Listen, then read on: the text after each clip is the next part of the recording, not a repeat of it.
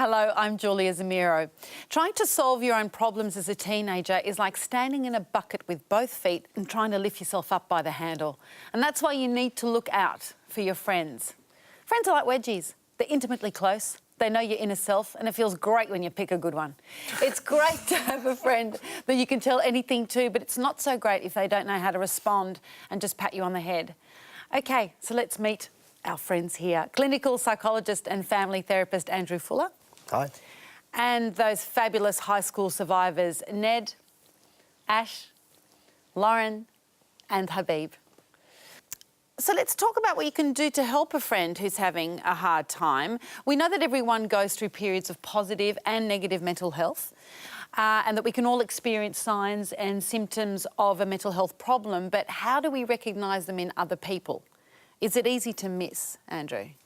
It can be pretty easy to miss, but I think probably the thing that we always look for is a change in ourselves or a change in other people. So when people who are normally really chatty are quiet, or where people are normally pretty reserved suddenly get really outgoing, you think, well, that's a bit unusual. What's going on? That's the first thing. And then you watch for a bit and you kind of go, well, has that occurred? OK, I've just noticed that then, but has it occurred over the last couple of days? Has it occurred with different people and different settings? And so it looks like a bit of a consistent thing. I suppose the third thing is you sort of check inwards and you kind of go, well, am I feeling a bit worried about that, or does it seem just as OK? And we'll just early on, we'll kind of brush off our feelings of concern. But I've learned just over years that our gut instincts are right. We forget about that, don't we? Yeah. The gut instinct's really important. Yeah, so if you really can tune into that and go, well, actually, I'm feeling a bit concerned about Ned. I might just go up and check if he's OK. You know, it's worth acting on that, I reckon. I had a friend, that I recognised because she was getting depression as well. And I guess I recognised the same way they recognised through me, was that she was getting quite quiet. When she did talk, she was quite snappy. And she suddenly didn't agree with people on the things she used to agree with people on. And I guess she didn't come out a lot, like to parties and stuff. And if she did, she just sat in the corner with her phone, all isolated. And I guess because this was after I was diagnosed, I realised pretty quickly that she was going through the same sort of thing as me. And the best thing to do really when you're trying to work out something is, to just see, do you think they're feeling different? Are you worried about this person and that sort of thing? Because, I believe that, your gut instincts are the best way to go with that. Ned? Well, with my closest friends, you hang out with them a lot. And when you hang out with them a lot, you tend to know and understand how they act, how they react, how they change and all that. So if you were to see them act in a different way and see it over a couple of days, you'd know something's going to be up. Yeah. And I have actually dealt with situations like that, and I've noticed that, and he's actually noticed it with me as well. Yeah. Now, this can always be difficult, but how do you have a conversation with someone?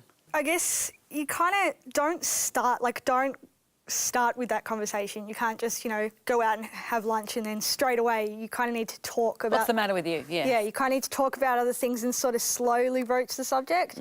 And don't talk about your own experiences straight off. They don't want to hear about your experiences when they're that low. Like, I know this because I had a friend with depression when I was diagnosed, and she was like, oh, yeah, I went through this and this. I'm like, I don't want to hear about your problems. It's funny because I think I made that mistake a lot at school. You do that because you thought, see, I'm having a problem too. But in that moment, that's actually annoying. Yeah, all it actually makes the person feel is that you don't care enough about their problems to just straight away listen. Yeah. And, so basically you just listen to what they have to say, but help them find a way or someone who they can actually talk to and seek help from. But always, make sure they know that you're there to listen. Ned, what about boys talking to boys? How does that work? Is that easy to have a conversation? It's a really complex and complicated situation when it comes to that. Thank you for your honesty. Boys are kind of hard to talk to. They like to keep things bottled up inside. And with me, I love going out. I'm not a stay-at-home person. I won't stay at home for more than a day. I can't. A day? I wow. can't. Yeah. If I'm not at school, I'm not at home. He's out. I'm out. And I'm always with friends, I'm always with family, and that's a good way to actually get them to. But are they talk and brave enough to express. sit down like we are now, this close, going, and so, now tell me about that problem? Or is it like, go for a drive? When you go out with them or you're playing sport with them or anything like that, and you can see something's wrong with them, it doesn't hurt, and they actually really appreciate it when you go up to them and say, if you need anything, I'm always here for you. And just hearing that is actually pretty much what you need. Don't they say that cricket is popular in Australia because men can watch cricket and not talk about anything for ages and then just go, my wife left me, and then they'll talk about it, watching some long, I'm sorry, boring game, and then they'll go, oh, you must be feeling bad. Yes, I am, you know, but they're just still looking at this thing. Yeah. But the beauty of it is it might take them a whole one-day test to get out just a little bit of, you know...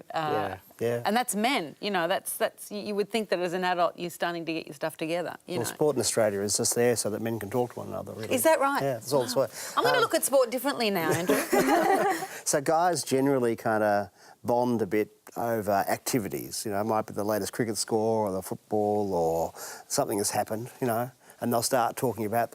Whereas generally I think girls tend to bond more about a separate worry. So you're right, you don't start with your own worry, but you'll talk about another kind of common issue. It might be, I don't know, a teacher at school or... Boys. Boys, yeah, that's right. Yeah. And then it'll kind of filter down from that first worry to the real worry that you've got. And you kind of... Whereas the guys will kind of start with, you know, what do you think about this particular player or that kind of... What's going to happen in this kind of... And then it sort of goes on for a bit and then sort of say, oh, by the way, you know, how you been lately? Oh, not bad, yeah. And then sort of you go, no, are you really okay? Or, you know, because I've been thinking you've been a bit different.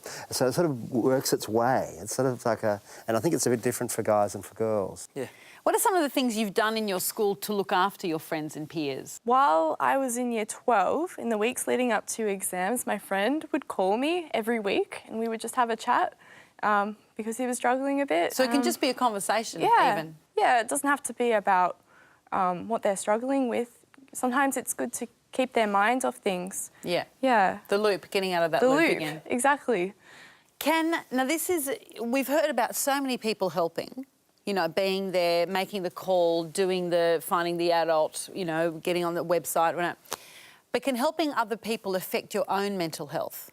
Well, definitely. Absolutely. Oh, that's pretty clear. How do you mean, Ash? Like, I know that every time, I've sat down with my friends and we've talked about how we're doing and stuff, I always get a good feeling out of it, knowing that I'm helping. Feeling. Yeah, knowing that I'm helping someone, I feel really good, and it sort of gives me a buzz for the next couple of days, knowing that, I've made a difference. Ned?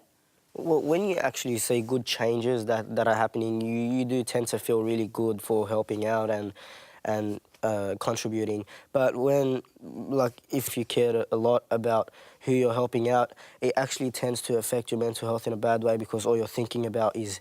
You're worried. You're worried and it's affecting you because you're not thinking straight, you're not doing what you're supposed to do. So it can be good and bad. Yeah. It can affect you. What about you, Lauren? I think it definitely affected my mental health negatively. Negatively, So I would say know your limits as a friend, know your role as a friend, and defer to other people when you need them. That's a great way Yeah. of taking care of yourself. Would you agree with that? Oh, yeah, definitely. I definitely only ever am available for a chat. Like, I won't go any further than just a chat about problems. Well, there's an old saying that you lose 10% of your sanity for every year that you help people with their mental health issues, so I'm stuffed. Oh, gee. Do you want to talk to me, maybe? That's right. Do you want to That's right.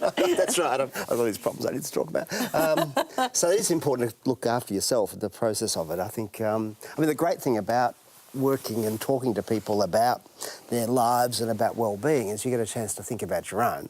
And that can be sometimes tough because you think, oh, I've done that, or, oh, I felt that as well. But it's also really good because you can kind of then go, well, what would I do about that? So you sort of broaden as a person, but at the same time, you've got to make sure you don't sort of end up plummeting down into kind of, oh dear, the depths of life, and have you got a problem as well? And have you got a problem? You know, it's sort of, you've got to balance it. Now, finally, we were talking about this before. If you had one piece of advice for someone who was concerned about a friend, what would it be? Habib? Oh, for me, it just depends, because me, I like to share my opinion with anyone because I'm one of those people, and I always tell my friends that, you know, I'm not Dr. Phil, but I'm not Dr. Phil, but I'll give a straight answer like how things are. Like if things are bad, I'll tell them that it's bad. But So it's being honest. you just need to be honest with your friend that, you know, if something is shitty going on, you'll be like, if they cross the line, you'll be like, you crossed the line. You cross the line. And you'll be like, either, you know, you got to fix it. And you got to tell them. Exactly. What about you, Lauren? Do all you can in your capacity as a friend, but they have to fix it themselves. You can't fix people.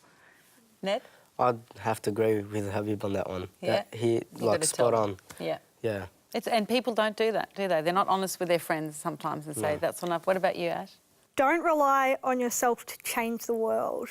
Has been my biggest one. Like, every time I see someone that needs help, I'm like, oh my gosh, I have to help that person. It has to make them better. But all that does is just make you horribly depressed when you don't change someone. So just do what you can and be the best you can and don't force anything. Don't force it. Yeah. And, Wise words. yes, and Andrew? I think it's to sort of trust your own gut instinct. You know, if you've got Yeah. a feeling about somebody that you're concerned, I think it's always better to do something rather than just kind of stew on it.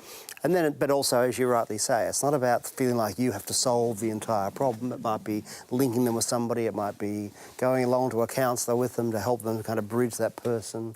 It might be talking to a teacher about just, you know, that you're worried about them and, you know, you've just noticed a few changes. Could they kind of keep an eye on it as well?